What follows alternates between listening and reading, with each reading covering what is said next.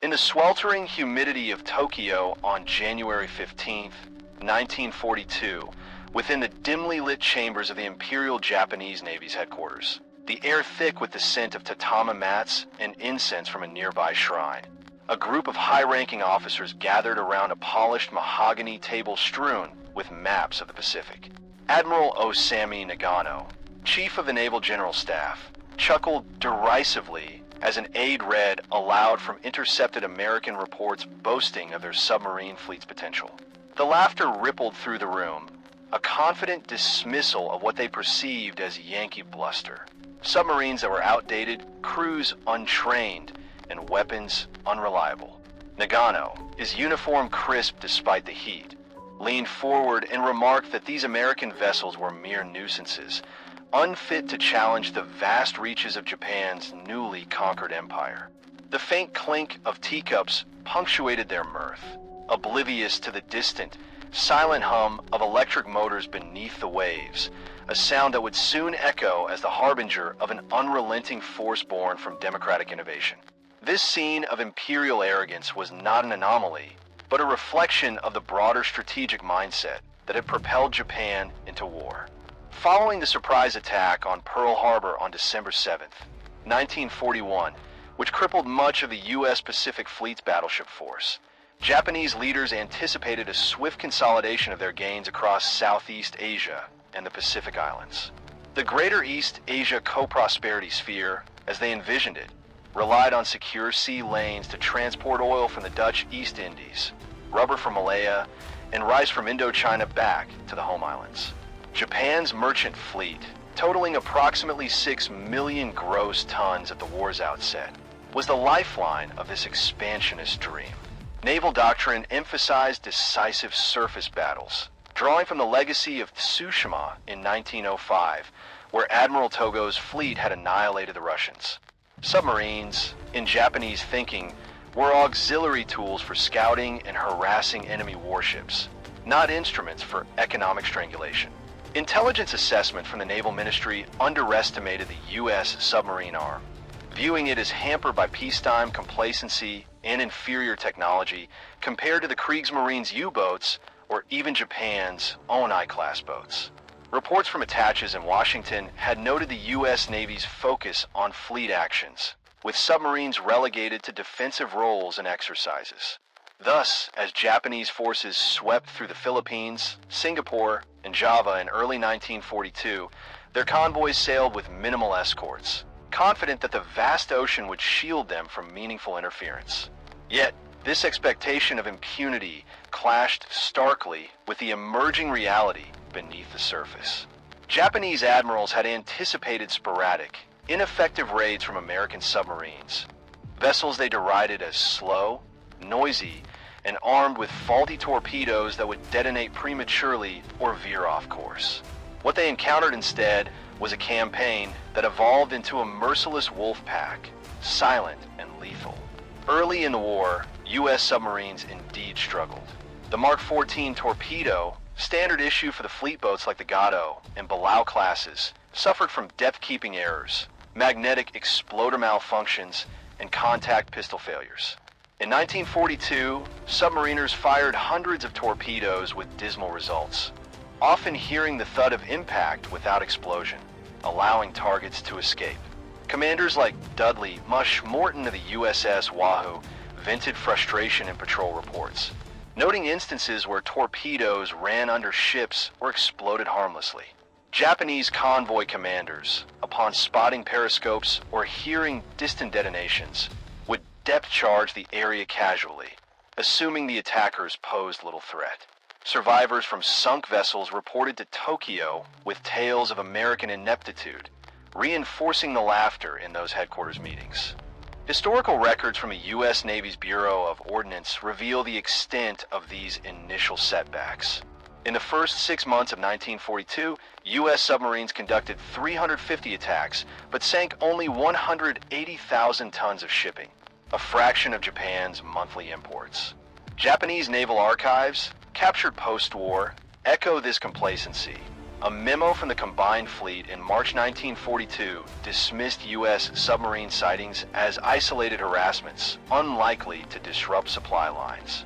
Admiral Isoroku Yamamoto, more prescient than his peers, had warned in private correspondences that America's industrial capacity could turn the tide, but even he prioritized carrier battles over anti-submarine warfare, ASW development. The Imperial Navy allocated scant resources to escorts. Only 86 destroyers for convoy duty by mid-1942, and their sonar technology lagged, with Type 93 hydrophones ineffective against submerged targets running on batteries. Convoys often zigzagged lazily, lights ablaze at night, under the illusion of safety. As the war progressed into 1943, the emotional contrast sharpened into horror for the Japanese. They had expected their empire's resources to fuel endless offensives, with merchant ships returning laden with oil and ore. Instead, the silent hum of electric motors, propelling U.S. submarines on stealthy approaches, began to claim vessel after vessel. Fixes to the Mark 14 torpedo, implemented after rigorous testing at Pearl Harbor submarine base, deactivated the magnetic exploders and adjusted depth settings. By summer 1943, success rate soared. The USS Trigger, under Commander Roy Benson, exemplified this turnaround. On a single patrol in June 1943, it sank 4 ships totaling 27,000 tons in the East China Sea. Japanese crews, accustomed to evasion, now faced torpedoes that ran true and deep, exploding with devastating force. Radio intercepts from Tokyo, declassified in U.S. Navy records, captured the growing alarm. Enemy submarines infesting vital routes, losses mounting beyond projections. Data from the Joint Army-Navy Assessment Committee, JONIC, compiled post-war, quantifies the devastation. U.S. submarines sank 1,113 merchant ships, weighing 4,779,902 tons, accounting for 55% of Japan's total merchant losses. In 1943 alone, sinkings reached 1.5 million tons, crippling imports of bauxite for aluminum production and tungsten for armaments. Japanese expectations of abundance turned to scarcity. Factories in Osaka and Kobe idled for lack of raw materials, while the Guangdong Army in Manchuria received dwindling supplies. One documented quote from Rear Admiral Takagi Sokichi, in post-war interrogations by the U.S. Strategic Bombing Survey, admitted, "The submarine attacks came as a continuous shock. We had not anticipated their persistence or accuracy. Convoys, once lightly guarded, now huddled under destroyer screens, but these proved inadequate." The Battle of the Philippine Sea in June 1944 saw U.S. subs like the USS Albacore sink the carrier Taiho, but the merchant war was even more telling. Oil tanker losses starved the fleet. By late 1944, Japan's oil imports plummeted from 1.4 million barrels monthly to under 300,000, forcing carriers to remain pierside for fuel conservation. The silent hum of those electric motors became a recurring nightmare, symbolizing the quiet, inexhaustible power of American democracy. Engines powered by batteries recharged and bases stocked with endless supplies.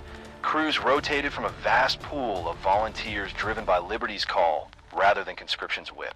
Submarine commanders, empowered by decentralized decision-making, adapted tactics on the fly.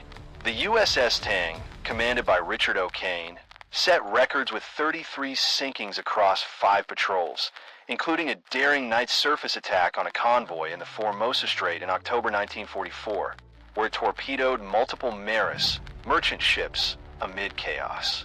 Japanese survivors, rescued and interrogated, spoke of the unseen predators lurking in the depths, their approaches undetectable until the fatal wake of torpedoes appeared.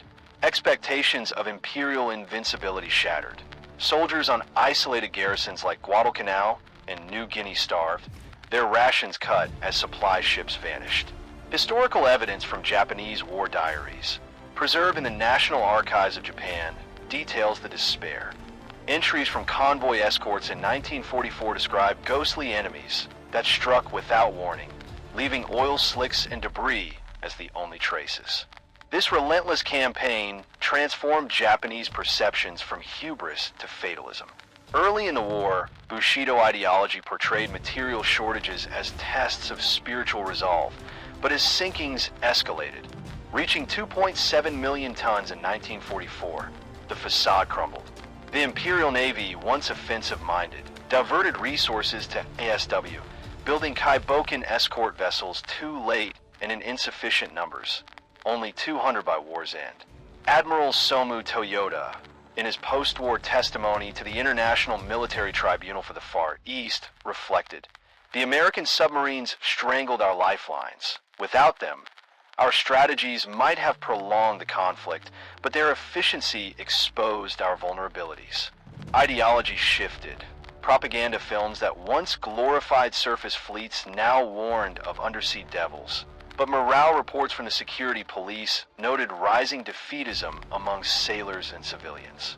Factory workers in Hiroshima, facing blackouts from fuel shortages, whispered of the war's futility. The transformation extended to military doctrine. By 1945, Japan resorted to kamikaze tactics and human torpedoes, desperate measures born from the inability to sustain conventional operations.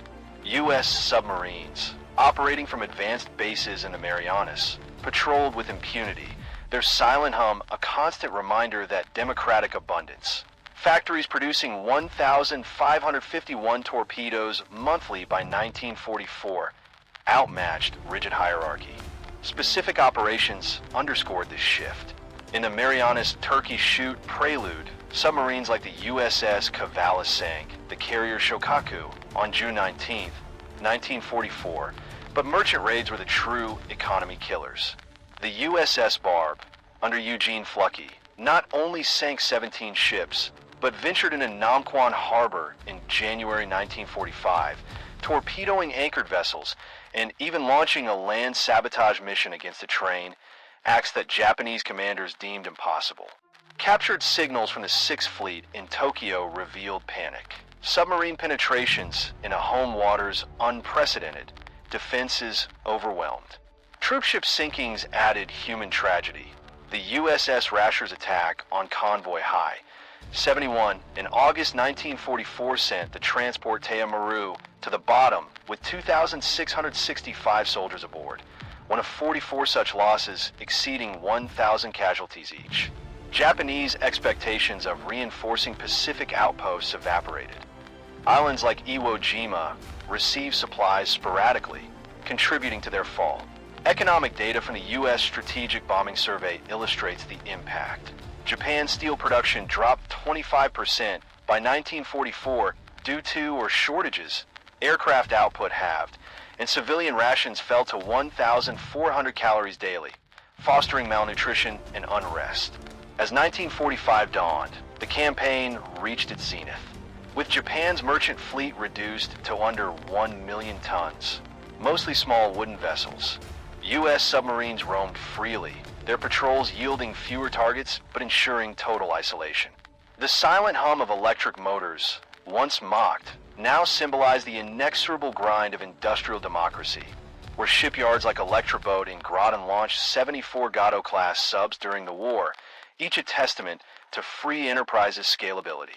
Japanese ports like Yokohama bustled with empty docks, their warehouses bare.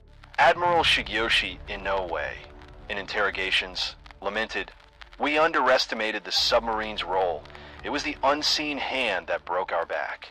The transformation culminated in surrender. Without supplies, the home islands faced starvation, accelerating the decision after Hiroshima and Nagasaki. In the quiet aftermath, as the guns fell silent on August 15, 1945, the saga of the Silent Wolves stands as a profound testament to the enduring strength of freedom. The silent hum of those electric motors, fading into the ocean's depths, whispers a larger truth, that abundance forged in the crucible of democracy, where innovation thrives unbound by dogma, can dismantle even the mightiest empires of tyranny, proving that true power lies not in conquest clamor, but in the steady, unyielding pulse of liberty's resolve.